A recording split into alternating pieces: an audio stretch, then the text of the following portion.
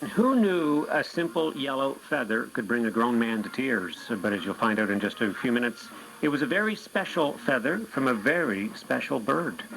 You're listening to Main Street on CBC Radio 1. It's coming up to 4:30 and your local news is next.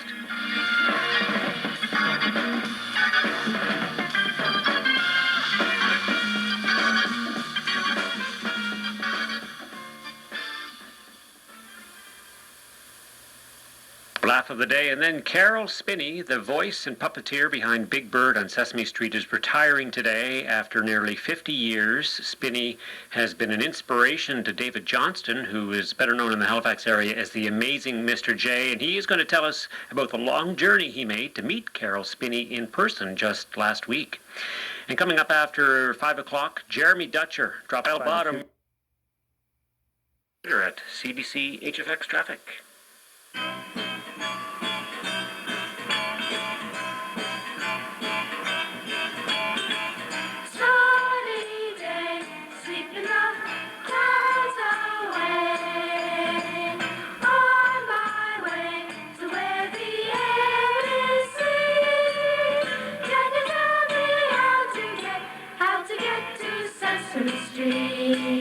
Well, as you may have already heard in the news, Caroll Spinney, the voice and puppeteer behind Big Bird on Sesame Street, is retiring today after nearly 50 years. He is the last of the original Sesame puppeteers.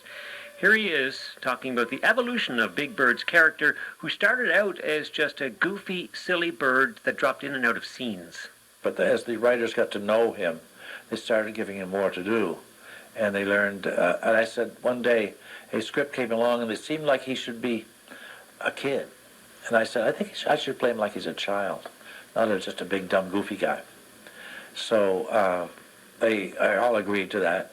And so I spent about probably a week to go from hi there, up to my own voice pretty just said higher. Like I talk like this, but somehow comes out a little different nuance. And here I am. Well, that's Caroll Spinney speaking several years ago to Main Street's film reviewer Eli Glasner. Spinney also played Oscar the Grouch on Sesame Street. And just last week, David Johnston spent some valuable time with Spinney at an event in Hamilton, Ontario. Johnston is known to many kids and parents in Metro as the amazing Mr. J, a local children's entertainer, and he joins me in the studio. Thanks for coming in. Thank you. Hip, hip, hello. Great to be here. So you actually drove up to Hamilton specifically to meet Mr. Spinney? Yes, thank you, Bob. And people might think that's pretty crazy. I take a weekend off work. You know, weekends are when I do the birthday parties as a magician, and just you took some time off, drove all the way to Hamilton, drove all the way back. Why? Well, you know, as a children's entertainer full-time for 20 years, it doesn't get any bigger than Big Bird. He is the man. And what many of your listeners may not know is that Caroll Spinney did Oscar the Grouch as well. He was both characters. So what was it like sitting down there with him? Because you had about a half an hour with him, did you not? Just chatting back and forth? Yes, I was very lucky. You know, I think in life it's nice to be able to say thank you to your heroes, whether your heroes are your parents, your teachers, or a creative artist like Caroll Spinney. And, you know, as a children's entertainer, we just had so much in common. He was there. I think your listeners would enjoy hearing that even though he's physically, you know, again, feeling the effects of time. He's in a wheelchair. He's hunched over. He was having difficulty signing the autographed pictures. But his spirit was strong. His wit was sharp as a tack, and he just glowed. His wife, Debbie, of many years, since the 60s, they were still very much in love. You could see them together. She was a delightful person as well. His agent said that they were the true 60s flower children, and they got together, and they've been on this wonderful journey, bringing so much joy to so many children ever since. So what did you talk to him about? Well, we talked about just entertaining children in general. He had said that when he started out in the 60s that he was invited to do birthday parties, which is what I do, performing magic shows for birthdays. Now, he did puppets exclusively, so he was doing puppet shows, and some of the kids at the birthdays would say to him, well, that's nice, but can you do any balloon animals? And he said, no, I don't do balloon animals. So I said, Mr. Spinney, I said, we should have teamed up. We would have been great, because that's what I do is balloon animals. And I did have the pleasure to give him a balloon animal, a Big Bird, and a balloon creation of Oscar as a thank you on behalf of everyone. And how did you react to that?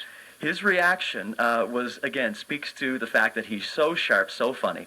As soon as he got the Big Bird balloon, he immediately went into Big Bird's voice. And I can't do it, but you can imagine it in your head. He said, wow, what a wonderful balloon, as Big Bird. And you're hearing it coming out of this man, 86-year-old Caroll Spinney. Then I give him the Oscar the Grouch balloon, and he, without missing a beat, he goes right into the Oscar voice. I could stick that with a pin, pop it, and turn it into trash. Well, what do you think it is about those characters that worked?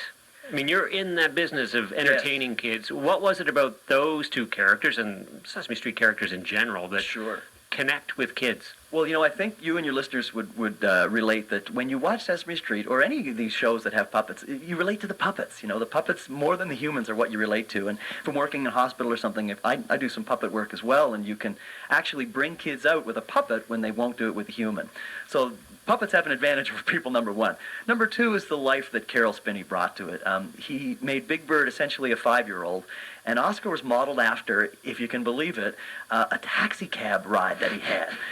A New York cab driver picked him up early in his career as he was trying to get the Oscar, voice down, and the driver said to him, "Where to, Mac?" And he said, "No way, that's just too cliche, but did this just happen?" And he took that, he went, and he started talking, Oscar the Grouch, "Where to, Mac?" The grouchy persona came alive. And so did you, as an entertainer, as a performer, learn from what those characters were able to deliver to kids over the years? Absolutely, yes. I've had the pleasure to learn with my good friend, Terry Angus. He lives here in Spryfield, actually. He actually worked with Caroll Spinney on Follow That Bird, which is a beloved 80s Sesame Street movie, and Muppets 30th Anniversary Special, among others. So Terry has sort of helped me build some puppets and give me some pointers, and again, it told me about the wonderful fraternity that the Muppeteers have, working as Caroll did with Jim Henson and Frank Oz and all the gang.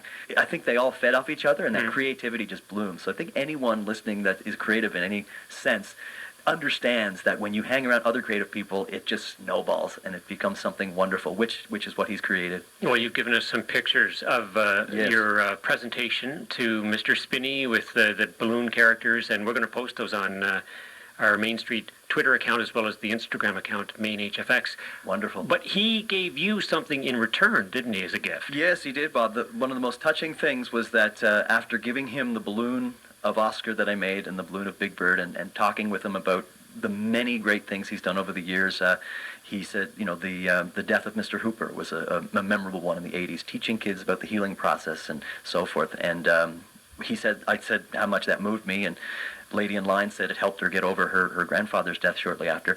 He said it was the best thing he ever did. He was so proud of it.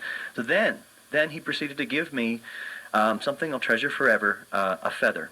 A feather from Big Bird's costume. And it's going to go in a frame in my magic wall in my room. It was well worth the trip. It was just to be able to perform some magic tricks for him live was payment enough. Had him say delightful, like in Big Bird's voice, and then he gives me this feather, and I got very emotional.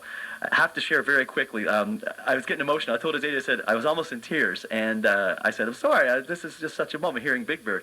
And he said, "No, don't worry about it." He said, "We had a guy a few weeks ago, a big muscle guy, 6'5", bodybuilder, brought his kid in to say, 'Hey, that's Big Bird.'" And the kid's like, Caroll Spinney is an elderly gentleman with white hair, white beard.